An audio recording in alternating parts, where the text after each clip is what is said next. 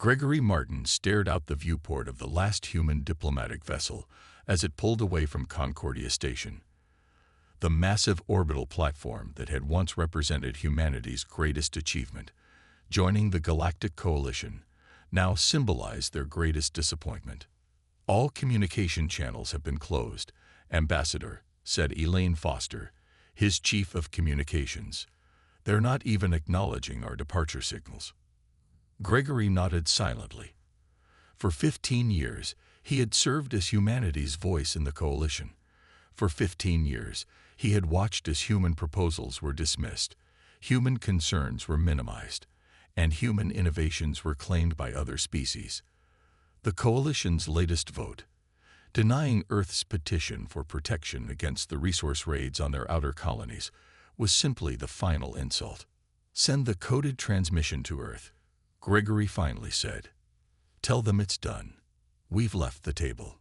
As their ship accelerated toward the jump point, Gregory wondered if the 27 species of the Galactic Coalition understood what humanity's departure truly meant. They had never taken humans seriously, viewing them as the impulsive, emotional newcomers. Perhaps they thought this was just another human tantrum. They would learn otherwise. The ship, named Defiance, moved smoothly through space. Its engines hummed with power that the Coalition had never fully appreciated. Human engineering had always been seen as crude by galactic standards, but it was remarkably adaptive and resilient.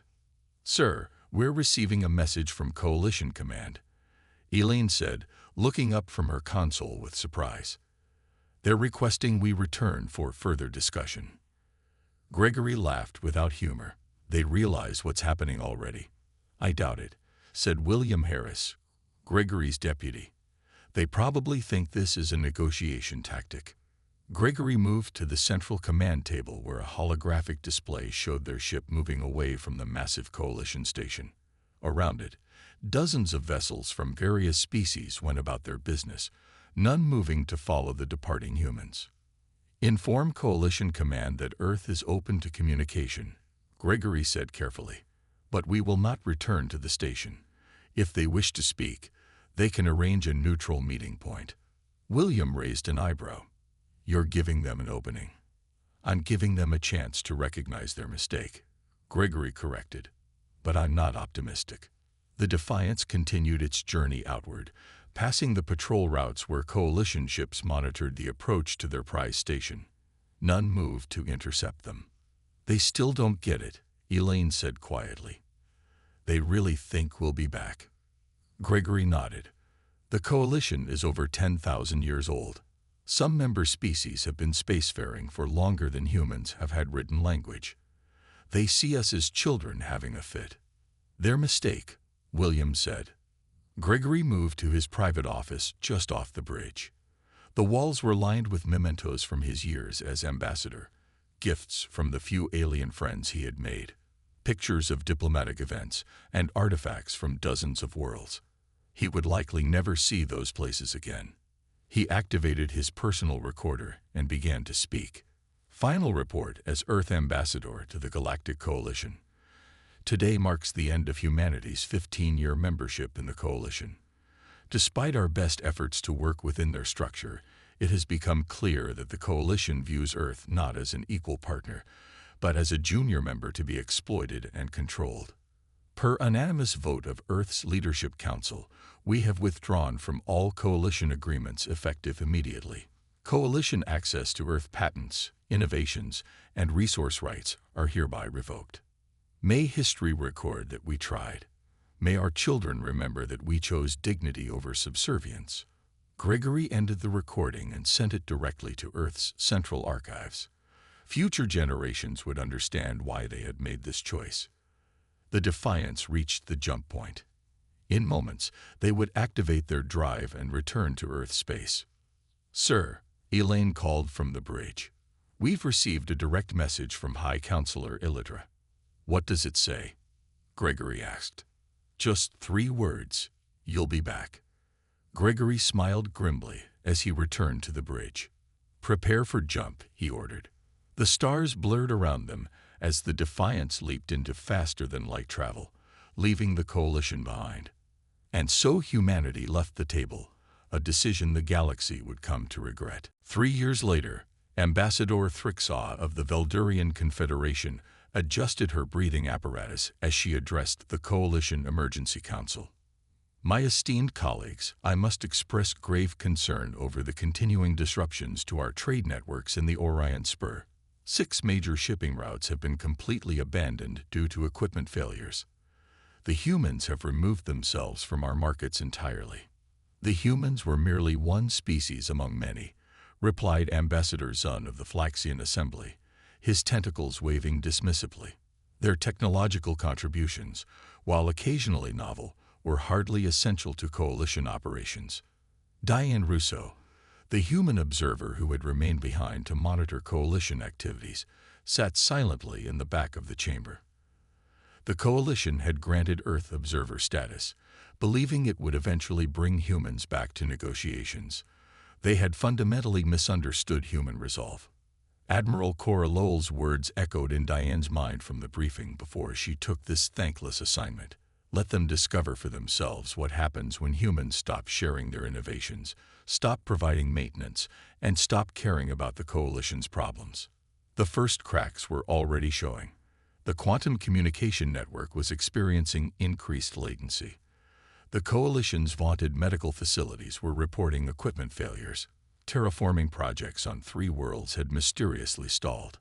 None of the coalition species wanted to admit the truth that humans had built redundancies and proprietary elements into virtually every system they had contributed over their brief time in galactic society.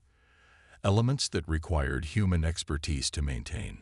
Ambassador Thrixaw continued, perhaps we should reconsider our position regarding Earth's colonial protections. Absolutely not, Ambassador Zun replied. We will not be manipulated by technological sabotage. Diane made her notes quietly. The coalition still didn't understand what was happening. This wasn't sabotage. Humans had simply stopped giving, and they had only begun to see what that truly meant. After the council meeting, Diane walked through the great circular promenade of Concordia Station. The massive space was less crowded than it had been 3 years ago. Several shops that had specialized in earth goods stood empty. A restaurant that had once served human cuisine was now closed. Her communication device buzzed. It was a message from Earth Command. Status report requested. Diane found a quiet corner and began recording her observations. Coalition still in denial about the impact of our departure. System failures increasing across all sectors. The Veldurians are the first to openly suggest reconsidering our demands, but they were voted down. Estimate another 6 months before critical systems begin to fail. She paused, watching as a group of Andarian engineers argued near a malfunctioning environmental control panel. The air recyclers in this section had been designed by human engineers. The Andarians clearly couldn't figure out how to fix them. The coalition believed they could easily replace our technology. Diane continued her report. They failed to understand that human innovation is not just about the final product, but about the approach to problem-solving itself. Our systems were designed to be maintained by human thinking. Without it, they're finding that nothing quite works right. As she finished her report, Ambassador Zun approached her. His tentacles were now held rigidly, a sign of tension in his species. Observer Rousseau, he said stiffly. The Council wishes to know if Earth would be willing to send technical advisors to assist with some minor system adjustments. Diane maintained a neutral expression. I'll forward your request to Earth Command, Ambassador, but I believe their position remains unchanged. No technical assistance without a formal review of the Colonial Protection Agreement. Zun's skin flushed a deep purple. Anger. This is becoming tiresome. The coalition will not be held hostage by one minor species. No one is holding you hostage, Ambassador, Diane replied calmly. Earth simply chose to take its ball and go home. You're free to play without us. She turned and walked away, knowing that every passing day made Earth's position stronger. The coalition had built its modern era on human innovation without ever acknowledging it. Now they were learning what humanity's absence truly meant. And this was just the beginning. 5 years after humanity's departure, Alan Summers stood on the observation deck of the independent human outpost New Horizon, watching as coalition vessels desperately signaled for permission to dock. "Another medical transport," said Patricia Wells, head of station security. "Seventh one this month." Alan nodded, reviewing the request on his tablet. "Seldorian respiratory syndrome. Same as the others." What the coalition had failed to understand was that humans hadn't just contributed technology. They had contributed a unique perspective. Human medical researchers had an intuitive understanding of biological adaptation that even the most advanced coalition species lacked. The healing protocols that Dr. Michelle Coleman had developed had become the standard treatment for cross-species medical care throughout the galaxy. But Dr. Coleman had returned to Earth with all her research when humanity left the coalition, and the automated medical systems she had designed were beginning to fail without proper updates. "Should we accept them?" Patricia asked. Alan considered the question carefully. Earth's policy was clear: no official assistance to coalition species. But the policy also allowed for humanitarian exceptions. Let them dock, Alan decided. Medical emergencies transcend politics. As the Seldorian ship was guided to a quarantine bay, Alan received a priority message from Earth Command. Reports were coming in across human space. Coalition diplomats were making unofficial overtures, seeking to discuss mutual concerns. Not negotiations, they wouldn't call it that yet, but discussions. Alan smiled grimly. The coalition was finally beginning to understand what they had lost. But understanding was only the first step toward genuine change. The medical bay of New Horizon was busy when Alan arrived. Dr. Eric Powell was directing his team as they prepared to receive the Seldorian patients. "How bad is it?" Alan asked. "Advanced stages of respiratory failure," Eric replied. Their medical systems should have caught this months ago, but apparently the diagnostic routines failed. Alan wasn't surprised. The coalition's medical network had been integrated with human-designed expert systems. Without updates, those systems would gradually become less effective as new disease variants emerge. "Can you help them?" Alan asked. Eric nodded. "We can, but I'll need authorization to use the updated protocols. Those are classified now." Alan input his command codes to unlock the restricted medical database. "Authorized. Save who you can." Later, as Alan watched the treatment through the observation window, a coalition official approached him. She was a Seldorian dignitary, her scaled skin pale from illness, but her eyes sharp and assessing. "Station Director Summers," she said formally. "I am Counselor Vex. I wish to express gratitude for your assistance." Alan nodded. "We don't turn away those in need, Counselor." "Yet your people turned away from the coalition," she replied. "Many are suffering because of it." "The decision wasn't made lightly," Alan said. 15 years of being ignored, dismissed, and exploited left us with no choice." The counselor's inner eyelids flickered, a sign of distress in her species. "Some of us argued against the treatment of Earth. We were overruled." "And now?" Alan asked. "Now there are more who listen," she replied. "The coalition is beginning to realize what we have lost. Not just your technology, but your perspective. Your medical understanding alone was more valuable than we knew." Alan studied her carefully. "Is this an official position?" "Not yet," Vex admitted. "But there are discussions happening at the highest levels. Would Earth be willing to hear them?" Alan thought of the reports he had just received. Similar conversations were happening at outposts throughout human space. After 5 years of isolation, the coalition was starting to reach out. When the coalition is ready to admit its mistakes and treat Earth as a true equal, Alan said, "We will listen." "Not before." Vex nodded slowly. "I will convey your words." As she returned to her people, Alan contacted Earth Command to update them on this latest development. The galaxy was learning, slowly and painfully, what happens when humans leave the table. and humanity was patient enough to wait until the lesson was fully understood. 7 years after humanity's withdrawal, the Coalition faced its first existential threat. The Kryvax, a predatory species from beyond the galactic rim, had begun systematic attacks on outer Coalition worlds. In the Coalition War Council, chaos reigned. "The defensive grid in Sector 7 has completely failed," reported General Vextor of the Andarian fleet. 3 colony worlds are already lost. "How is this possible?" demanded High Counselor Illidra. "The defense systems should have detected their approach." Cynthia Rogers, now the sole human liaison to the Coalition, sat quietly in her observer's seat. She knew exactly what had happened.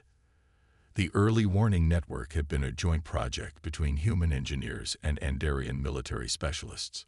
The human engineers had brought their centuries of warfare experience, something most Coalition species lacked, to the design. When humanity left, they had provided full documentation on the system's operation. What they hadn't explained, because no one had asked, was that the system required constant adaptation to new threats. The humans' long history of conflict had taught them that any static defense would eventually be overcome. The Kryvax had simply found the weaknesses in a system that had remained unchanged for 7 years. The human observer, High Counselor Illidra, said, turning to Cynthia, "Your people have experience with warfare that we lack. Would Earth be willing to assist in this matter?" Cynthia had been waiting for this moment.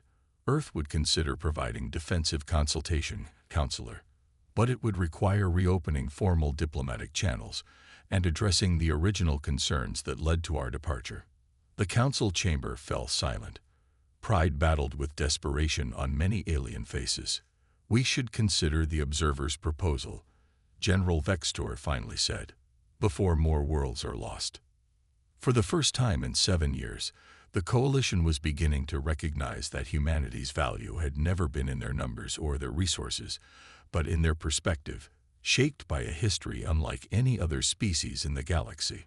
After the council session, Cynthia made her way to the private communication booth reserved for the human liaison. The security systems here had been installed by Earth technicians before the departure and remained the only truly secure channel off the station. "Earth Command, this is Liaison Rogers reporting," she said once the encrypted channel was established. "The situation has escalated as predicted. The Kryvax attacks have exposed the weaknesses in the Coalition's defensive systems." "Has the Coalition made a formal request for assistance?" asked the voice of Director Paul Wilson, head of extraterrestrial relations. "Yes, sir," High Counselor Illidra herself asked during the War Council session. "I responded according to protocol." There was a pause on the other end. "The timing is convenient, almost exactly as our models predicted." Cynthia smiled to herself. Earth's predictive models for Coalition behavior had been remarkably accurate. When humanity left, they had run thousands of simulations predicting how long it would take for various critical systems to degrade. The military defensive grid had been given 7 years, plus or minus 6 months. "What are my instructions, Director?" Cynthia asked. "The President has authorized the next phase. You may inform the Coalition that Earth will send a diplomatic delegation to discuss terms of assistance. Tell them our representatives will arrive in 3 standard days." "And the delegation members, sir?" "Admiral Henry Martinez will lead the military advisors, and former Ambassador Gregory Martin has agreed to come out of retirement to head the diplomatic team." Cynthia felt a surge of satisfaction. Gregory Martin, who had led humanity's departure 7 years ago, would now return to negotiate from a position of strength. "I understand, sir. I'll inform the Council immediately." As she ended the transmission, Cynthia thought about the journey that had brought them here. 7 years of isolation had been difficult for Earth and its colonies. Trade had suffered. Cultural exchange had been limited. But humanity had grown stronger, more self-reliant, and more united. And now, finally, the Coalition would have to acknowledge what they had lost when humans left the table. The galaxy was learning its lesson in the hardest possible way. Cynthia left the communication booth with a sense of purpose. The next phase was beginning. 9 years into humanity's isolation, Kevin Bradley, Director of Extraterrestrial Relations, found himself in the unusual position of hosting a coalition delegation on Earth itself, the first such visit since the departure. The meeting room in the Geneva complex was deliberately modest. Earth would not be putting on a show of advancement for their visitors. "We appreciate your willingness to meet with us," Director Bradley said. Ambassador Elidra, who had been promoted to lead the coalition's diplomatic efforts. "Recent events have demonstrated that the galactic community is diminished without human participation." Kevin nodded politely but said nothing, allowing the uncomfortable silence to stretch. The coalition representatives shifted nervously. "The protection of colonial assets that you originally requested has been approved by unanimous vote," Ambassador Elidra continued. "We are prepared to dispatch coalition security forces to your outer colonies immediately." "That's a generous offer," Kevin replied, "but no longer necessary. Our colonies are now protected by our own defensive systems." The surprise was evident on the alien faces. Human military technology had always been rudimentary compared to other species, or so they had believed. "Perhaps we could discuss technological exchange," suggested Ambassador Zun, who had once been humanity's most vocal critic. "The coalition would be interested in the advancements Earth has made during our period of separation." Kevin smiled thinly. "Ambassador, I think you misunderstand the purpose of this meeting. We agreed to hear your proposals, not to resume our former relationship. Earth is not interested in rejoining a coalition that only values us when in need." "What are you suggesting?" Ambassador Elidra asked cautiously. "A new arrangement altogether," Kevin replied. "One where humanity is recognized not as a junior member seeking admission, but as an equal partner with unique contributions. But first, the coalition must acknowledge its previous failures." The delegation departed without agreements, but for the first time, they left with understanding. Humanity would not be coaxed back to the table with minor concessions. The balance of power had shifted, and the coalition was only beginning to realize how much. After the delegation left, Kevin met with President Laura Collins in her office overlooking the rebuilt Geneva skyline. "How did they take it?" the president asked. "About as well as expected," Kevin replied. "They're desperate but still clinging to pride.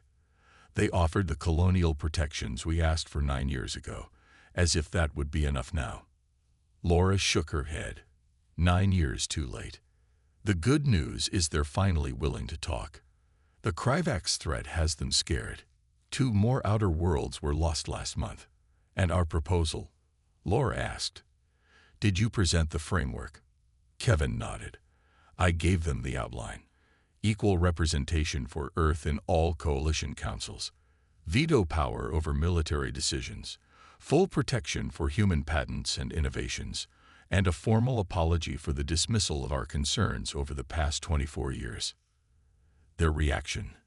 "Shock, mostly," Kevin said with a slight smile. Ambassador Zun looked like he might burst a blood vessel. But Ambassador Elidra, "I think she sees the writing on the wall." Laura walked to the window, looking out at the city where humanity had first united after the collapse. "We've come so far," she said quietly. "When we joined the coalition, we were desperate for allies, for technology, for protection. We accepted second-class status because we felt we had no choice." "And now?" Kevin asked. "Now they need us more than we need them," Laura replied. "Our defense systems have proven superior to theirs.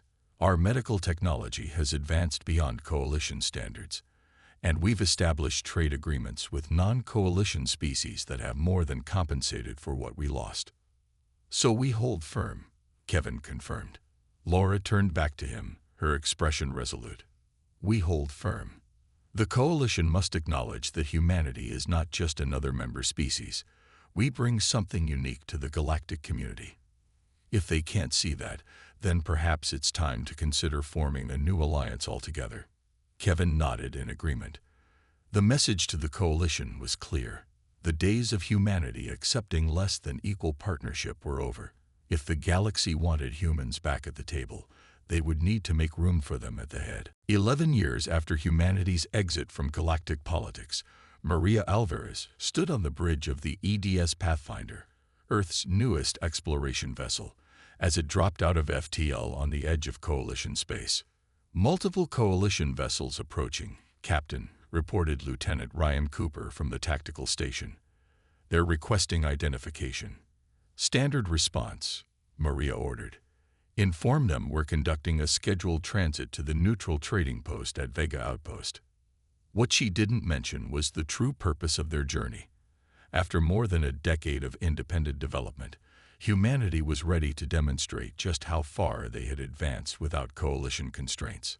The Pathfinder was powered by the Hammond drive, a propulsion system that allowed for faster-than-light travel without the spatial distortions that made Coalition sensors useless during transit. It meant humans could now see while moving at FTL speeds, a capability no other species had developed. "Coalition vessels are moving to escort positions," Ryan reported. "Their scanners are actively probing our hull." Maria smiled. "Let them look. Maintain course for Vega." The Coalition had rejected Dr. Nathan Hammond's drive design 15 years earlier, calling it theoretically unsound and potentially dangerous to spatial integrity. Now, its existence would send shockwaves through the Coalition's scientific community. As they approached Vega Outpost, a trading hub frequented by dozens of species, Maria received word that the second phase of the demonstration was ready. "All stations report ready for transitional jump," her first officer confirmed. Maria nodded. "Execute the jump." Without warning, the Pathfinder disappeared from normal space and reappeared instantly at its destination point. Unlike standard FTL travel, which required acceleration and deceleration phases, the Hammond drive's latest iteration allowed for instantaneous transitions between points. The watching Coalition vessels would be reporting this capability within hours. On Vega Outpost, Lisa Perez, Earth's trade representative, was already arranging meetings with non-Coalition species. Humanity was ready to form new alliances, ones built on mutual respect rather than the patronizing tolerance they had experienced in the Coalition. The message to the galaxy was clear. Humans had not only survived their isolation, but had thrived in it. And they were now ready to reshape galactic relations on their terms. After docking at Vega Outpost, Maria met with Lisa in the station's diplomatic quarter. The area was busy with representatives from dozens of species, many watching the humans with new interest. "How many witnessed the jump?" Lisa asked quietly. "At least 4 different species had ships in range," Maria replied. "By now, word is spreading across every communication channel." Lisa nodded with satisfaction. "Perfect. I've already received 14 requests for meetings with species interested in trade agreements. 3 are from former Coalition members thinking of breaking away."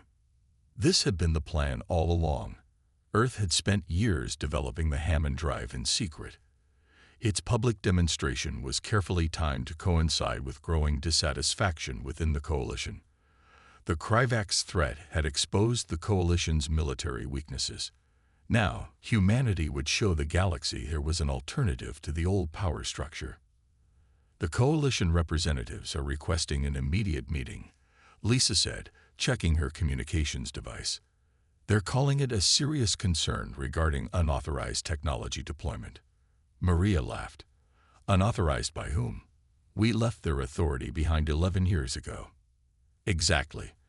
I'd scheduled them for tomorrow, after all my meetings with the independent species." As they spoke, a group of Telleran merchants approached. The insectoid species had been neutral in Coalition politics, maintaining their independence through careful diplomacy. "Captain Alvarez," the lead Telleran said, mandibles clicking with excitement. "Your ship's capabilities are most impressive. My people would be interested in discussing possible cooperation." Maria smiled. "We'd be delighted to talk, Trade Master." Unlike some in the galaxy, humanity values partners who recognize mutual benefit. The meaning was clear. The age of Coalition dominance was ending. A new galactic order was taking shape, one where humanity would have a leading voice. And it had all begun with the simple act of leaving the table 11 years ago. Sometimes, walking away was the most powerful move of all. 13 years after humanity walked away, the Galactic Coalition found itself in an unprecedented position, petitioning for admission to the new human-led alliance of independent systems. Daniel Weber, now serving as Earth's High Commissioner for Interstellar Relations, faced the Coalition delegation across the meeting room aboard Harmony Station, a massive orbital platform built through human-led collaboration with 7 former Coalition species who had broken away to join the alliance. The Coalition understands that circumstances have evolved. Ambassador Elidra began carefully. We seek to establish formal relations with the alliance and explore possibilities for eventual membership. Daniel glanced at his colleagues, representatives from the Tellarans, Novan Collective, and other species that had recognized the benefits of partnering with humanity on equal terms. The alliance operates differently than the Coalition, Daniel explained. All member species contribute according to their strengths and receive equal protection and benefits. There is no hierarchical structure based on technological advancement or age of spacefaring civilization. We understand this principle, Ambassador Elidra said, though the discomfort was evident in her posture. The Coalition is prepared to adapt. Are you? Asked Karen Mitchell, Daniel's deputy. For centuries, the Coalition operated on the belief that older civilizations naturally deserved greater influence. That wisdom came with age rather than experience. That was your fundamental mistake with humanity. We acknowledge past misjudgments, Ambassador Zun interjected. But surely you must see the value in reconciliation. The galaxy faces challenges that require unity. Daniel nodded slowly. The Kryvax threat grows, and the spatial anomalies in the galactic core threaten all civilizations. These are precisely why the Alliance formed, to address problems through diverse perspectives rather than hierarchical decree. He slid a data crystal across the table. These are the Alliance Charter terms. They are non-negotiable. The Coalition may join as individual member species, each with equal standing to every other Alliance member. Or it may remain separate, but know that more of your members will likely seek individual admission. Ambassador Elidra received the crystal with evident reluctance. And if we find these terms difficult to accept? Daniel's expression remained neutral, but his words carried the weight of humanity's long memory. Then you will find yourselves increasingly alone in a changing galaxy. Humans learn to survive isolation. I'm not certain the Coalition can say the same. As the delegation departed, Teller and Ambassador Mosa turned to Daniel. They will resist until the last possible moment. Yes, Daniel agreed. Pride is a remarkably consistent trait across species, but reality is a persistent teacher. The Coalition that had once dismissed humanity now faced the consequences of that dismissal, a new galactic order taking shape without them at its center. Later that day, Daniel met with the Alliance Security Council in the station's central chamber. Representatives of all 9 member species gathered around the circular table, a deliberate design choice to emphasize equality. The Coalition delegation has departed with our terms, Daniel reported. They have requested 10 days to consider their response. They will decline, said Ambassador Creel of the Novan Collective. Their pride will not allow them to join as equals. Perhaps, replied Susan Hayes, Earth's military liaison. But 4 more Coalition worlds were lost to the Kryvax last month. Their defensive capabilities continue to degrade. They need our unified response to this threat. Daniel nodded. The Kryvax are not the only challenge. Our deep space probes have confirmed the spatial distortions in the galactic core are expanding.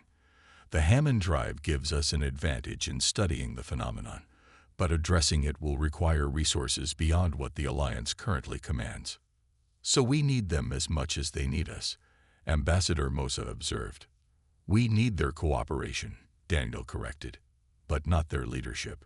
That's the distinction they must accept. As the meeting continued, Daniel thought about the journey that had brought humanity to this point. 13 years ago, Earth had been dismissed as an insignificant emotional species with little to contribute to galactic civilization. Now, human innovation led the alliance. Human diplomatic principles shaped its structure. Human military strategies protected its borders. All because humanity had done what the coalition never expected. They had walked away from the table and built a better one. 15 years to the day after humanity left the coalition, Gregory Martin, now in his 70s and serving as an advisor to the Alliance leadership, watched as the ceremonial signing of the Treaty of Terra took place in the Grand Chamber of Harmony Station. One by one, representatives of 22 species, including 16 former coalition members, added their signatures or equivalent marks to the document that officially dissolved the Galactic Coalition and established the Alliance of Independent Systems as the primary interstellar governing body in the galaxy. "Did you ever imagine this day?" asked Elaine Foster, who had remained his trusted colleague through the years of isolation and rebuilding. Gregory shook his head slowly. "I hoped we would find our proper place, but I never envisioned creating an entirely new table."